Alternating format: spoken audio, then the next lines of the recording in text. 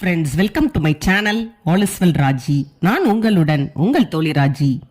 இன்னைக்கு காய்கறிகளை நம்ம எப்படி சத்து குறையாமல் சமைக்கலாம், சமைத்தலில் நாம் செய்யும் தவறுகள் என்ன அப்படிங்கறத பத்தி பார்க்கலாம். வீடியோக்குள்ள போறதுக்கு முன்னாடி இதுவரைக்கும் என் சேனலை பார்க்காதவரா இருந்தீங்கன்னா ஒரு முறை விசிட் பண்ணி பாருங்க. பிடிச்சிருந்தா சப்ஸ்கிரைப் பண்ணிக்கோங்க. கூடவே ஆல் அப்படிங்கிற பட்டனை பிரஸ் பண்ண மறந்துடாதீங்க. அப்பனாதான் நான் வீடியோஸ் போடும்போது உங்களுக்கு நோட்டிபிகேஷன் வந்து சேரும்.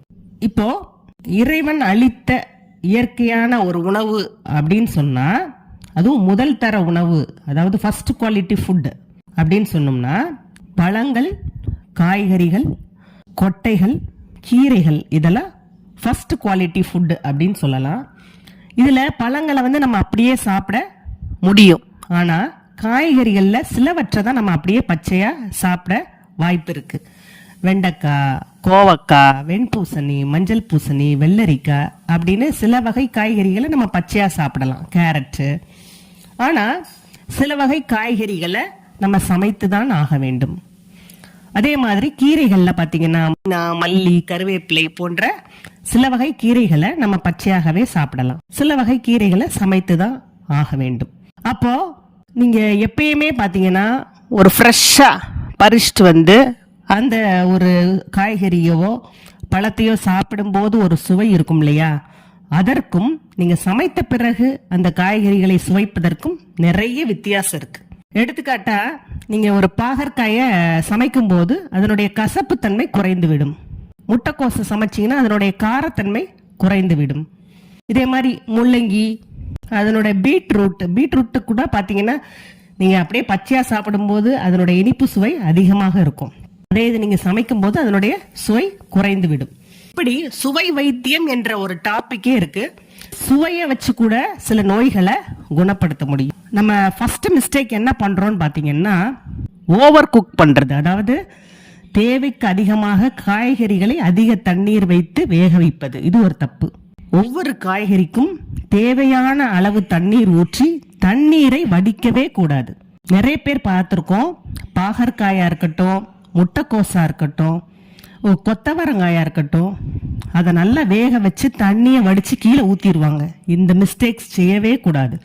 அந்த தண்ணீரை வடிச்சா அட்லீஸ்ட் அது ஒரு சூப்பு மாதிரியாவது மிளகு, மஞ்சள், உப்பு போட்டு குடிக்கலாம். அதுவும் செய்யறது இல்லை. அப்போ காய்கறிகளை வந்து அதிகமா வேக வைக்க கூடாது. தேவையான அளவு தண்ணீர் ஊற்றி அடிப்பிடிக்காமல் கருக விடாமல் சமைத்து இறக்குவதே சிறந்தது. முடிந்தவரை எல்லா காய்கறிகளையும் பச்சையாக சாப்பிட பழக வேண்டும். சில பேருக்கு காய்கறிகளை பச்சையா சாப்பிட்டா ஜீரண கோளாறுகள் ஏற்படும். அப்படிப்பட்டவர்கள், ஜீரண சக்தி குறைவாக உள்ளவர்கள் மட்டுமே சமைத்து சாப்பிட வேண்டும். சமைப்பதிலும் ஃபர்ஸ்ட் ஆப்ஷனா எதை வச்சுக்கணும்னு பாத்தீங்கன்னா, இட்லி கொப்பரையில, அதாவது இடியாப்ப பாத்திரத்திலேயோ இட்லி குக்கர்லயோ இந்த காய்கறிகளை பொடியா நறுக்கி ஆவியில வேக வைத்து சமைப்பது மிகச்சிறந்தது. அடுத்ததா பாத்தீங்கன்னா, குறைந்த அளவு தண்ணீர் ஊற்றி பொடி பொடியாக காய்கறிகளை நறுக்கி கருக விடாமல் அவித்து தாளிப்பது மிகச்சிறந்தது. அந்த காய்கறிகளை வேக வைக்கும் போது நம்ம ஹை ஃப்ளேம்ல வேக வைப்பதை தவிர்க்கலாம்.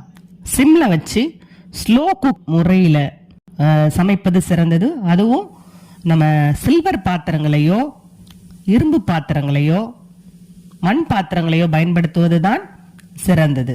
குறைந்த அளவு தீயை வைத்து, அதுவும் காய்கறிகளின் சத்துக்கள் வீணாகாமல் இருப்பதற்கு மூடி போட்டு வேக வைக்க வேண்டும்.